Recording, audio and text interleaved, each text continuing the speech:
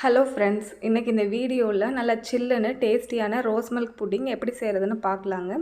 அதுக்கு இன்றைக்கி நான் 10 கிராம் கடல்பாசி எடுத்து சிசர் வச்சு சின்ன சின்னதாக கட் பண்ணிவிட்டு 1 கப் தண்ணி ஊற்றி அரை மணி நேரம் ஊற வச்சு எடுத்துக்கோங்க. இப்போ ஒரு பாத்திரத்தில் நம்ம ஊற வச்சுருக்க கடல்பாசியை சேர்த்துட்டு மீடியமான ஃப்ளேமில் வச்சு நல்லா கலந்து விட்டுருங்க. கடல்பாசி எல்லாமே நல்லா கரைஞ்சி வரணும்.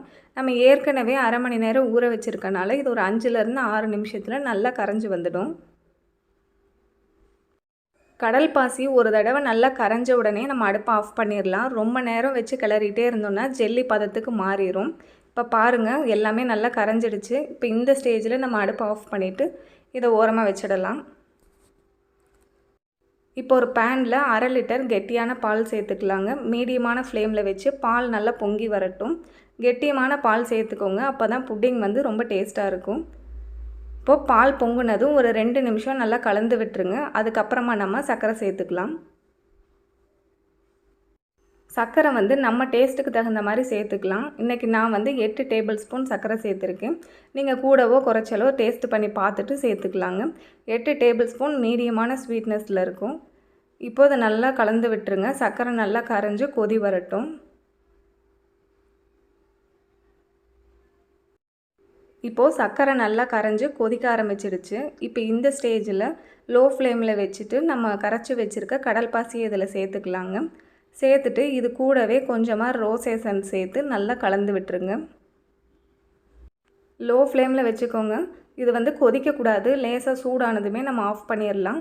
இப்போ ரோஸ் எசன்ஸ் கொஞ்சம் கம்மியாக இருக்குது, இன்னும் ஒரு 1/2 டீஸ்பூன் சேர்த்துக்கலாங்க. பாருங்கள், இந்த அளவுக்கு நான் ரோஸ் எசன்ஸ் சேர்த்து நல்லா கலந்து வச்சுருக்கேன். இப்போ நம்ம அடுப்பை ஆஃப் பண்ணிடலாம். ரொம்ப கொதிக்க விடக்கூடாது. கொதிக்க விட்டிங்கன்னா பால் திரிஞ்சு போன மாதிரி ஆகிடும். இப்போ இதில் டேஸ்ட்டுக்காக நம்ம முந்திரி சேர்த்துக்கலாங்க.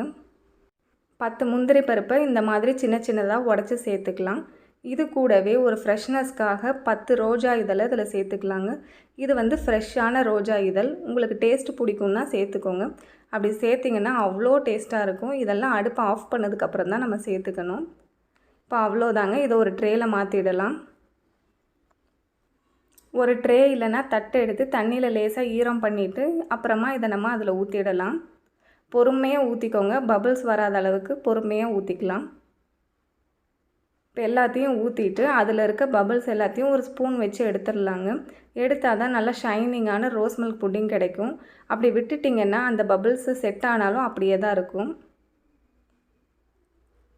இப்போ அவ்வளோதாங்க, எல்லாத்தையும் எடுத்தாச்சு. இது ரூம் டெம்பரேச்சர் வந்ததும் நம்ம ஃப்ரிட்ஜில் 2 மணி நேரம் செட் பண்ணி எடுத்துக்கலாம். இப்போ பாருங்கள், நான் 2 மணி நேரம் ஃப்ரிட்ஜில் வச்சு எடுத்துட்டேன். நல்லா செட் ஆகி வந்திருக்கு. இப்போ இதை நம்ம பீஸ் போட்டு எடுத்துக்கலாங்க. 2 மணி நேரம் 3 மணி நேரம் ஃப்ரிட்ஜில் வச்சு எடுத்துட்டிங்கன்னா நல்லா செட் ஆகிடும். இப்போ உங்களுக்கு டைமண்ட் ஷேப்பில் இல்லை ஸ்கொயர்லேயே நம்மளுக்கு தேவையான சைஸில் இதை பீஸ் போட்டு எடுத்துக்கலாம். பாருங்கள், பார்க்குறதுக்கு எவ்வளோ ஷைனிங்காக சூப்பராக இருக்கும்.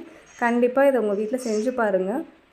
எவ்வளோ சாஃப்டாக ஷைனியாக இருக்குதுன்னு பாருங்கள். இது குழந்தைங்க ரொம்ப விரும்பி சாப்பிடுவாங்க. கண்டிப்பாக இதை உங்கள் வீட்டில் ட்ரை பண்ணி பார்த்துட்டு உங்கள் ஃபீட்பேக்ஸ் கமெண்ட் செக்ஷனில் சொல்லுங்கள். இந்த வீடியோ உங்களுக்கு பிடிச்சிருந்தால் மறக்காமல் லைக் பண்ணுங்கள், ஷேர் பண்ணுங்கள், சப்ஸ்கிரைப் பண்ணுங்கள். பாய்.